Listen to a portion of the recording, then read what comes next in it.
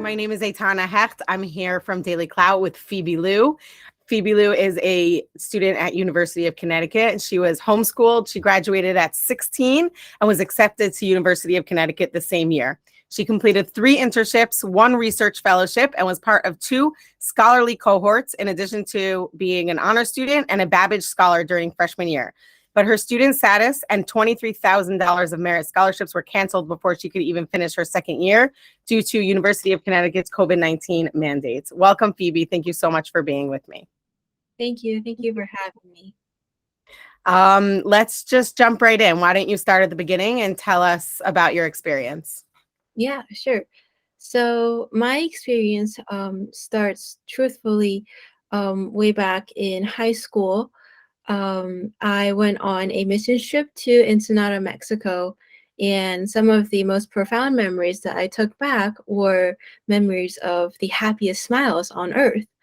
And coming back from that, I decided to pursue dentistry as I thought that it was the most immediate way to help other people feel, better about their smile. And by smiling more, you not only impact your emotional state, but also your physical state as well, as, what enters your mouth also determines the nutrition that you can take in. So I thought that, dentistry was a way to help other people, not just, emotionally, but also physically. And that's why it was so appealing to me. So I was 14, and right after this mission trip, I began shadowing my own dentist, and I really enjoyed that. So the Wow, following, at age 14. yes, That's impressive. I was a freshman in high school, and I liked it a lot. So the next year, when I was 15, I wanted to fast track my homeschool education. And I did that by attending 4 different Connecticut universities and colleges, and then taking 8 college classes that year. So I was able to graduate high school at 16, and a couple months after graduation, I was accepted into UConn. And now my first year, it was swell. I completed 3 internships. I did a research fellowship, and I was included in 2 scholarly cohorts. Um, Afterwards, my grades were well, and I was on the dean's list a couple of times, and accepted into the honors program, and was a Babbage Scholar, which means that I was at the top 5% of my school. My entire college. Wow. Yes, I was studying biology on a pre-dental track, and throughout all of this, I was just enthralled by all of the experiences that I got at college, all of the amazing, incredible material and knowledge that I was gaining, and my networks of friends, of professors, of advisors, and mentors. It quite literally exploded, and I was so wrapped up in it, and I absolutely loved it. So that was my first year. Um, and between the summer of my first year and my second year, the COVID vaccine came out. And at first, I was a little hesitant to take it, um, because this is a vaccine that was produced a little short of a year's time. And I know that most vaccines take anywhere from, I hear it's 7 to 14 years to develop. So I was a little hesitant to take it. I also knew that I was not in the risk group. Nobody that I was in contact with was in the risk group either. And I like to think that I'm a pretty cleanly person, who knows how to take care of herself, and, is preventative as well. So, with all those factors combined, I decided to hang on to taking the vaccine and instead get an exemption. Um, so I did. I applied for a non-medical exemption, and I was granted this exemption. On this exemption, it had said surveillance testing was recommended. And I thought that was completely fine. I think it's okay to recommend people to look into a medical procedure, treatment, or preventative measures. I think it's absolutely okay to recommend. Um, and so that was okay for me. And I started my second year at UConn, which is when I began receiving emails telling me that I had to take mandatory weekly testing as, a student with an exemption. At what point was this? This is the fall of 2021. Yes, this was fall of 2021, and I was very, I thought these emails were interesting, but they also confused me because my exemption had said something different. So I followed my exemption as that was the agreement that I was under. And I also had a class conflict anyway, so I couldn't go to the testing center if I wanted to. Um, and that went on for a couple of weeks until mid-semester. Um, I had an email saying that because I was not making to the mandatory weekly testings, I was marked as non-compliant and a hold would be put on my student account. At that point, alarm bells began ringing in my head, and each week I remember sitting in my classroom feeling quite panicked because if I didn't take if I wasn't attending class, I would lose grade points. But attending class meant that I couldn't go take this COVID test, which means that my student account would be on hold. So the dissonance was great. But I honored what was on my exemption and I stayed in class until there was a week when my professor canceled, and I took this opportunity to head to the testing center and I got myself a test.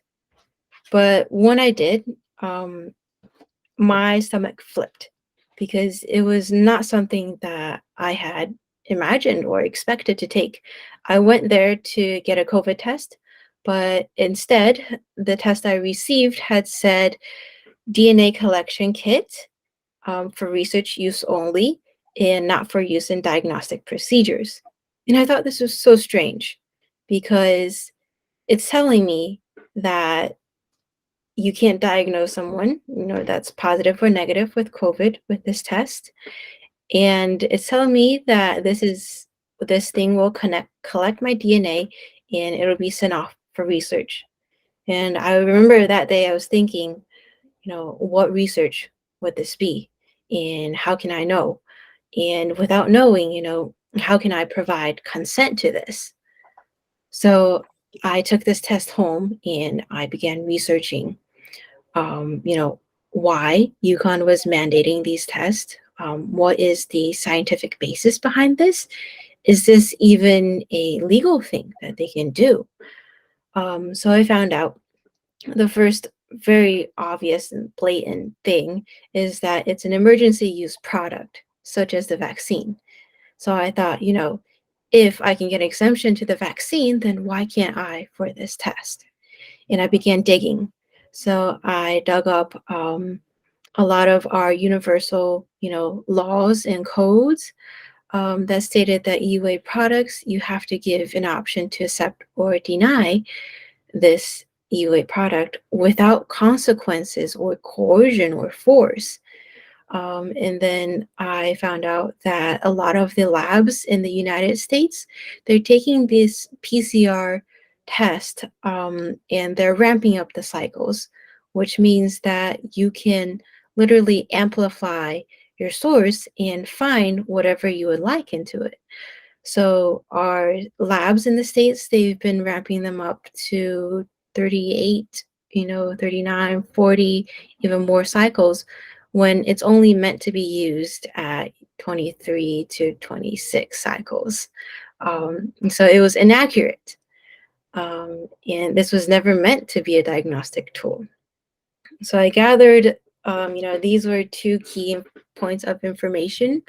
I gathered in total, I had 34 documents and I narrowed it down to the 10 most important ones that were from the FDA, from the CDC, from our federal and universal laws. And I began writing to our administration, hey, this is where I'm coming from. This is the evidence that I found.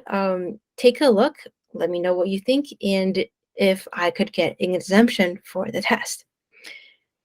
But nobody did. Nobody was able to help me.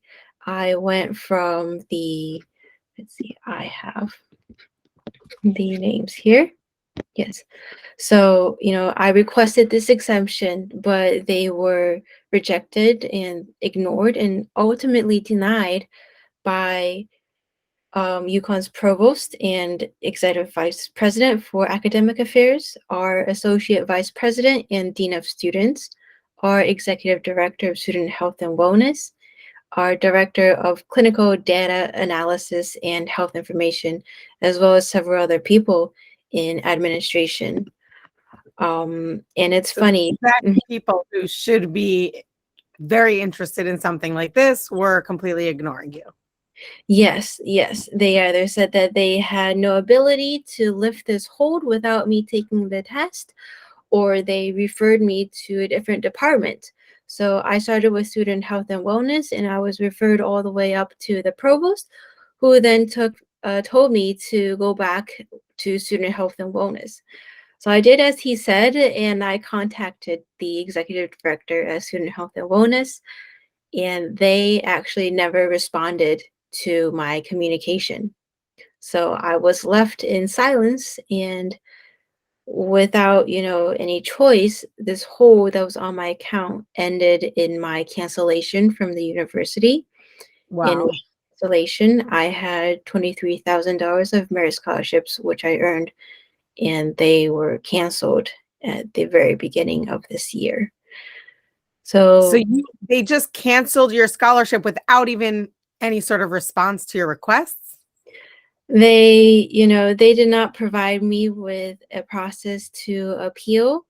And as unconstitutional as this is, they basically had changed my exemption under my nose. And they, discriminated and barred me from my college experiences for a choice that I made for my own body. Well, unfortunately, I don't think you're the only one going through something like this, but it's horrible. Do you have any sort of system of support around you? Yes, luckily, um, in the beginning, I will be honest, it was incredibly isolating to not know anybody else who was going through the same situation. Everyone else around me was vaccinated. And in fact, a lot of people could not see my viewpoint and did not respect my viewpoint either. So it was a very isolating year at school. Thankfully, I've been able to meet several other UConn moms, students, as well as faculty and staff, and some of our, political candidates that, view the situation in the same manner of, you know, justice and human rights. So I have been in support with a great community, and we are working on, repairing the right to make, a decision for your own body in terms of, medical exemptions.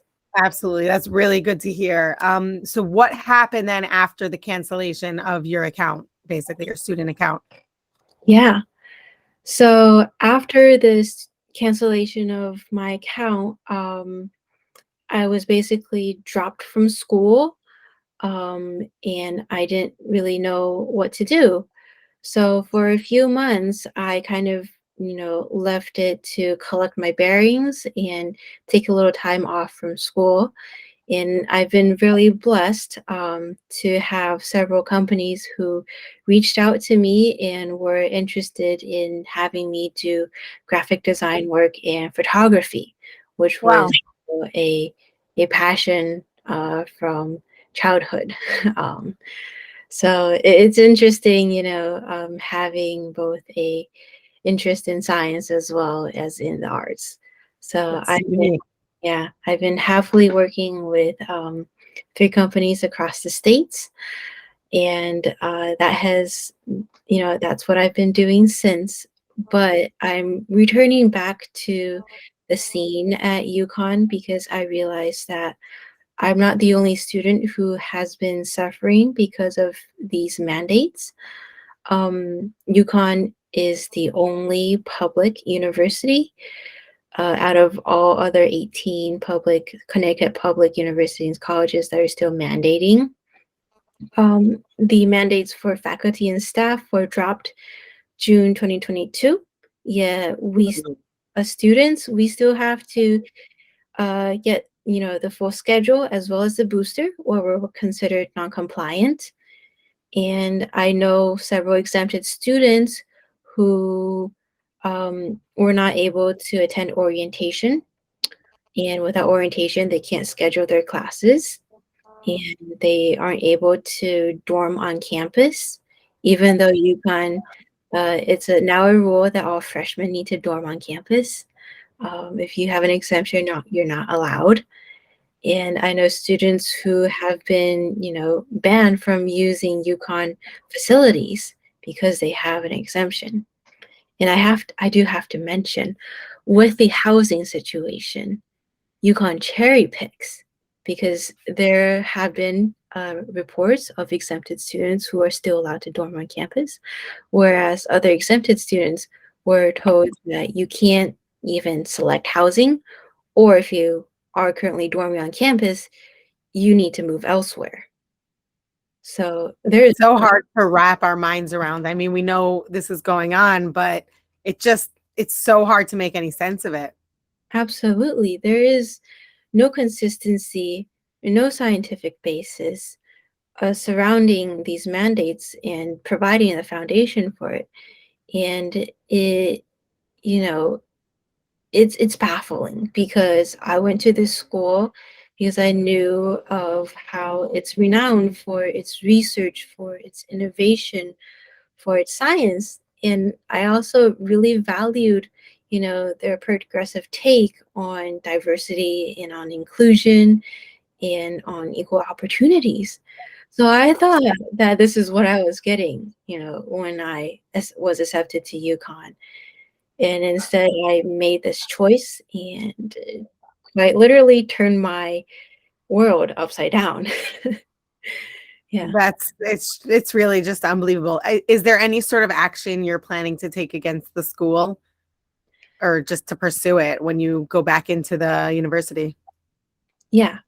Well, I don't know if I can go back to the university because the hold that was placed on my account about a year ago, it's still on my account today. So I Wow. still cannot, register for classes or be an active student. Um, and what I've been doing recently is speaking to the Board of Trustees. So on September 28th, I went and I spoke before the Board of Trustees as well as our newly elected president. And I told them of my story, my experience, as well as the experiences that other students had. And I really just wanted to remind them that, UConn is such a great school. Um, but there's this, minority community which has been barred from experiencing the full college experience. And, is this too much? Is this the right thing to do? Are we holding up, the very small percentage of students to egregious conditions because they were not able to receive the vaccine for, either religious or medical or personal reasons? Absolutely. Was there any sort of response from your appearance at the board? Yes. Unfortunately, these board meetings, they are quite the one-way street. And this goes for anyone who speaks during the public comment section. You go up there and you present the issue before them, and they listen to it as much as they can, and perhaps hopefully consider it among themselves and make decisions going forward. But there is no official feedback that you get from the board. Understood. So where do you see yourself going from here? Yes. So I have to say that this detour from my academic journey has been a blessing in disguise. I really enjoy the graphic design and photography work that I currently do, and I think that I will continue, designing and photographing for a while. Um, but I was so close to graduation. I actually could have received my bachelor's at 19. Um, that I really do want to go back and, complete my college education. And I love my school. I really enjoyed my time with my classmates, with my professors, with my advisors, and my mentors. They supported me immensely and they helped me find an avenue for myself. Um, so I would like to, return back to that community. And in fact, when I was canceled, I was actually in the middle of writing a neurosurgery um, research literature piece to be No published. big deal. Yeah, so I was in the middle of writing it with my team, and I just couldn't participate anymore. So I really enjoyed my college experience, and I would like to go back to it if possible. Yeah. Well, it's really unbelievable what your entire experience has been, and you seem like a really bright and unique young lady, and it's really UConn's loss, to be honest, and they have to be crazy to just continue on this dark path for whatever reasons they have. Wow, that's really amazing. Is there anything else you'd like to share, or where can people find you and follow your journey? Yeah, sure. Um, so the couple of things that would be good for people to really read my full story would be to look at my guest authored article that is published on both Brownstone Institute as well as the No College Mandates Substack. It's a thoroughly written account of my experiences, and I have put up there the actual picture of the exemption that I received, the pictures of the testing kit, the pictures of the letters that I sent to our administration. There's a recording of the speech that I gave. So it's a very thorough account, and I would direct anyone who's interested in learning more about my story to go to those articles. Um, Great. I think you posted it on DailyClout as well. yeah, I we did. we did. Yes. Great. Yeah. Amazing. Yeah. Well, thank you for speaking out. If not for people like you, then everybody would just continue on the way it is, and there wouldn't be any sort of hope for change. So really, thank you so much for joining us and for speaking out, and continue doing what you're doing. Yes. Thank you so much. Yes, I like Really a to. pleasure. Nice to meet you. Thank you. Yes, thank you. Hey everyone, it's Naomi Wolf of Daily Clout, and I am asking you to please, if you like the video you just saw, support us, become a member, donate. You can send checks to P.O. Box 24, Millerton, New York, 12546, or go to Daily Clout, DailyClout, become a member or donate. Thank you so much for your support. Every penny goes for paying our hardworking staff, paying hosting costs, and paying our lawyers who have been leading the fight to keep you safe and free, to keep the Constitution safe and to keep you free. Thank you so much.